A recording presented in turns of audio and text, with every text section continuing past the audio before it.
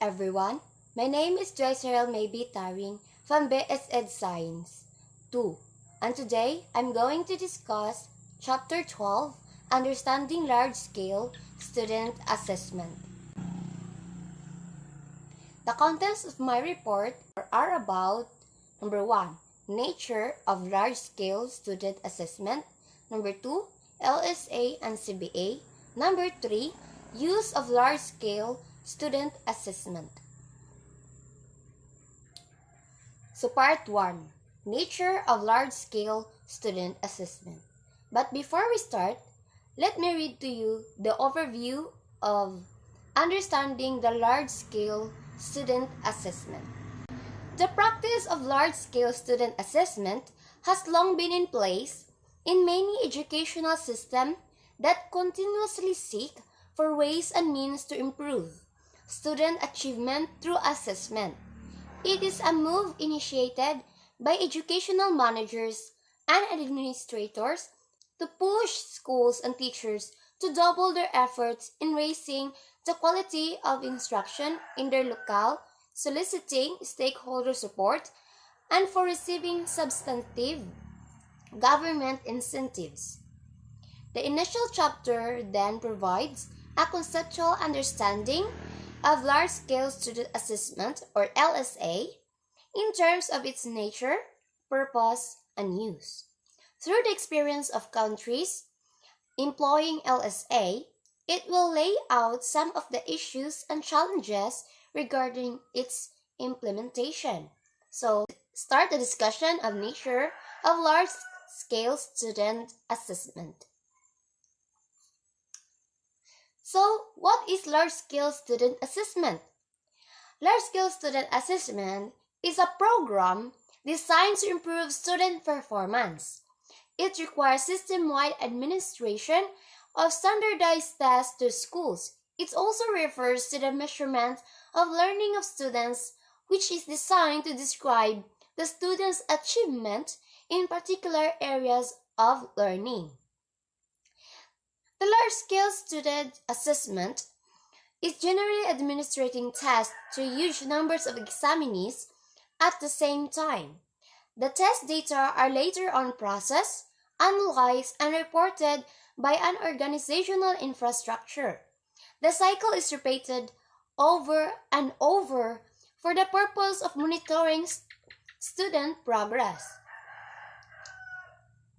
A look at history of large-scale student assessment movement in different countries shows that it is initiated by a felt need to raise the quality of education, improving student achievement in government-controlled public schools.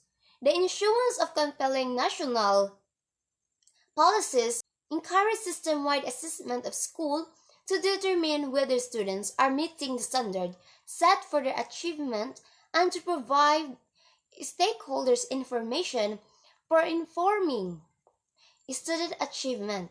It was made to align with the standard-based reform in education.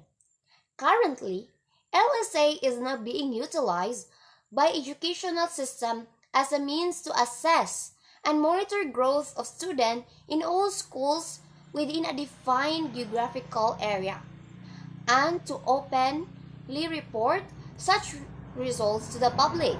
This has further awakened policymakers to use LSA to drive educators, schools, teachers, and students become accountable for improving student achievement. Accountability then has become a major concern for LSA in examining the degree to which educational standards are being reached by the system. Approaches in the implementation of large-scale student assessment. First, sample approach. What is sample approach? Sample approach is assessment of selected students within the target range. Second, population approach. Population approach is the assessment of students within the target range in a participating country.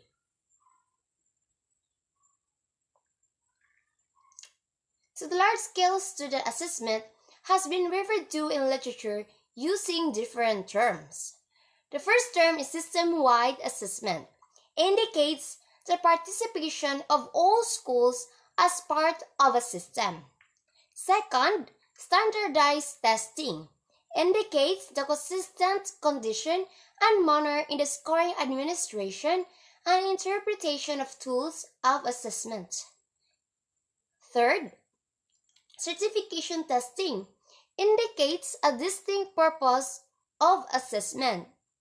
Fourth, large-scale annual assessment indicates frequency of scheduled school assessment.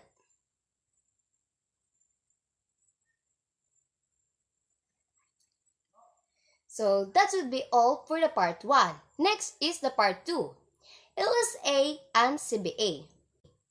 The underlying assessment concept behind large-scale student assessment, or LSA, are closely related to those of classroom-based assessment, or CBA.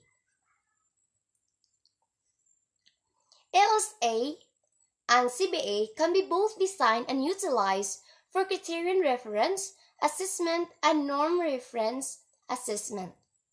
As previously discussed in earlier sections, one purpose of CBA is for ranking and comparing students in class. On the basis of their test scores, teachers' overall standing in class is known and reported as part of their grades. LSA, likewise, uses this norm reference approach in ranking schools within administrative districts, divisions, or regions in a country, using some descriptive statistics. Both CBA and LSA are similarly interested in knowing to what extent students have mastered the expected body of knowledge and competence being assessed. This criterion reference approach informed the instructional decision of teachers and students. LSA and CBA tools content are both aligned to the curriculum and specific learning outcomes. With assessment of learning as primary purpose of student assessment, the main source of test content are the intended learning outcomes within the context of subject matter areas in the prescribed curriculum of the school. LSA intended to gather information across target schools of regions in a country. Its main concern is to monitor the status of students' achievement in specific areas such as reading, writing, and mathematics. Similarly, CBA aims to do the same, but only within a class using the intended learning outcomes for an instructional period. Next, teachers' involvement in the preparation of the assessment tools. Although LSA involves a greater number of teachers, in the development process, both levels of assessment rely heavily on an experienced teacher in selecting the instructional outcomes to be tested. The teachers, more than any other stakeholders, need to agree on the pertinent learning outcome to be assessed. Planning the test content takes a formal convention of teachers across various parts of the country together with other curriculum experts. In CBA, a classroom teacher may seek collegial advice of his or her peers in determining content of a summative test that may be administered to one class or to classes of the same grade level in the school. Selected response format like binary choice and multiple choice are commonly utilized. These two types lend themselves efficiently to objective scoring, reviewing, and revising of items through analysis and establishing psychomeric integrity of the test.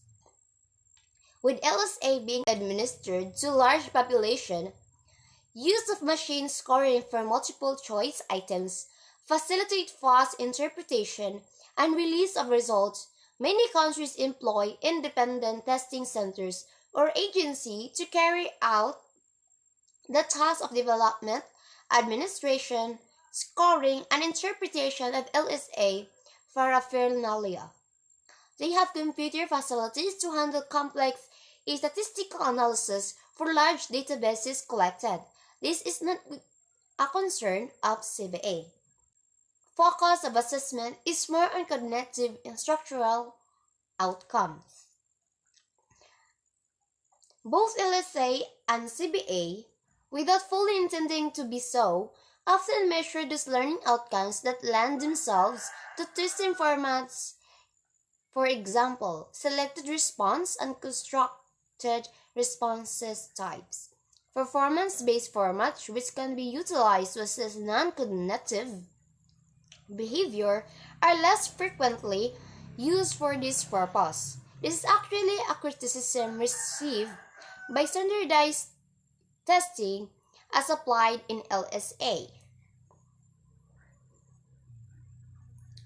Bill Ayers of 1993, an educational theorist, was quoted saying, "A standardized test can't measure initiative, creativity, imagination, conceptual thinking, curiosity, effort, irony, judgment, commitment, nuance, goodwill, ethical, reflection, or a host of other viable disposition and attributes. What they can measure and count are isolated skills, specific facts and function, content knowledge, the least interesting and least significant aspects of learning."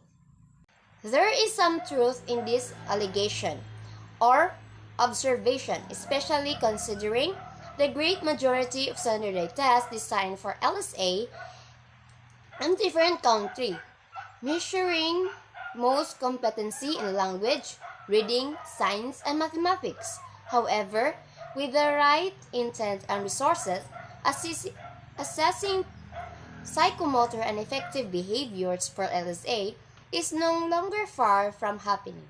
CBA now dwells on these types of non-test assessment. In fact, current assessment reforms applied in a classroom gives emphasis on authentic performance-based and portfolio assessment for learning outcomes focused on problem-solving, critical thinking, and creative thinking.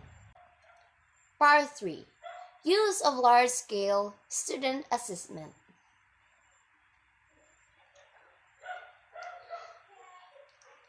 Some LSA programs utilize high-stake testing, which defines entry or non-entry of students to a desired advanced level.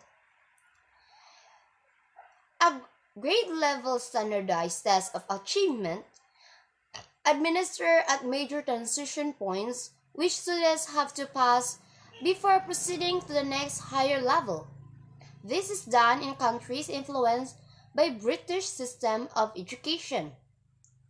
Examination given by secondary schools before graduation to certify students' readiness for college level. Failure could harshly mean receiving the secondary diploma or requiring the student to take extra units of course work as a remedial intervention before they are allowed to go. Senior students taking a rational achievement test at a scheduled time with their obtained scores, spelling admissions or non-admissions to tertiary institutions of their choice. Only those reaching the prescribed standard of an institution could get admitted. Admission to state, college, and university in Asia requires passing a standardized entrance examination, and the obtained score determines the scores or campus the students can be enrolled in. Passing additional examination after admission can also mean an opportunity for advanced or accelerated work. University of the Philippines College Entrance Test or APCAT and Philippine Normal University Admission Test (PNUAT) are illustration of entrance examination. Admission to graduate program is most advanced university in the U.S. requires passing a qualifying examination, for example, Graduate Record Examination or GRE. Certification of second language proficiency required by many higher education institutions For non-English speaking applicants, it is obtained using tests of English as a second foreign language, 2Ls or FL. For American institution, an international English language test or IELT for British school. There are centers in major cities that administer these standardized tests. Another purpose.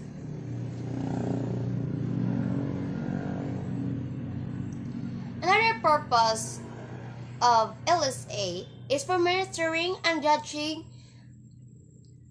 progress of performance of students or evaluative purposes.